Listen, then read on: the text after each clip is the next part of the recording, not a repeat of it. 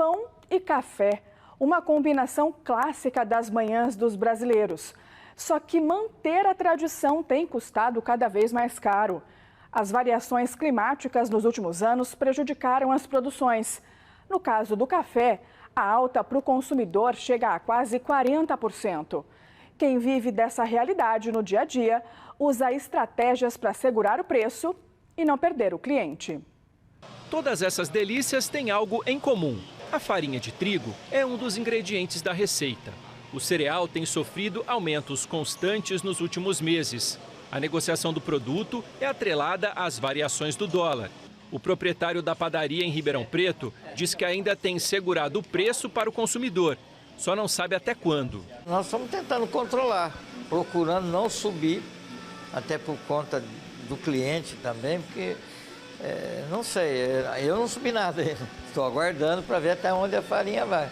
Vamos esperar janeiro para ver como é que vai ficar. O café é outro produto com aumento de preço. No final do ano passado, atingiu a maior cotação dos últimos 50 anos na Bolsa de Nova York, um recorde histórico. Do tipo arábica, a saca de 60 quilos passou de R$ 2.200. Nos supermercados, a alta chegou a quase 40%. De volta à padaria, o preço do cafezinho ainda se mantém. É uma estratégia do comerciante. O consumidor toma o café e consome outros produtos. Inclusive, se você foi a alguns atacadistas, o preço difere 50%. Tem alguns, não sei se não compraram ainda, o preço está lá atrás. Não tem condição. No preço estão falando que vai até a R$ 70 o quilo. Como é que você vai vender um café? E aí, com ele caro, você aumenta. Aumentando o preço, diminui o consumo. Diminui o consumo, aumenta o custo. Aumentando o custo, aumenta de novo o preço. É uma cadeia. No caso do café, os problemas começaram há 2 anos. Primeiro com a geada, depois com longos períodos de estiagem. A Companhia Nacional de Abastecimento apontou queda na produção de 3 milhões de sacas. Na época, a Record mostrou a situação de produtores de Santo Antônio da Alegria. No passeio pela lavoura, o cenário era desanimador. Queimou? Queimou bastante, hein? Nossa. A geada deixou prejuízos, 600 sacas de café a menos. A gente vai ter um prejuízo estimado de 500 a 600 mil reais. Torcendo para que a lavoura reaja bem, que a chuva venha, né? E que a lavoura reaja para a gente conseguir ter um desenvolvimento melhor das plantas daqui para frente, para a gente conseguir estar recuperando aí esse prejuízo. José Carlos de Lima Júnior é economista e acompanha principalmente o comportamento do mercado do agronegócio. Ele explica que no caso do café, as interferências do clima não afetaram apenas a produção no Brasil, maior produtor do grão.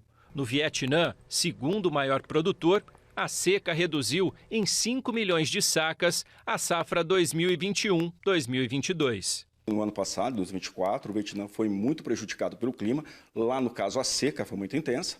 E aí a situação, o problema é que nós tínhamos simultaneamente, de um lado, um problema de oferta e de outro, o estoque também estava muito baixo.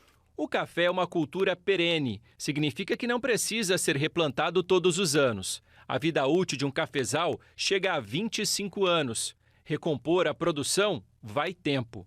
Os ciclos duram entre 2 e 3 anos. Por isso, a normalidade dos preços ainda demora. Nós não teremos, digamos assim, aquela elevação que nós tivemos em 2024.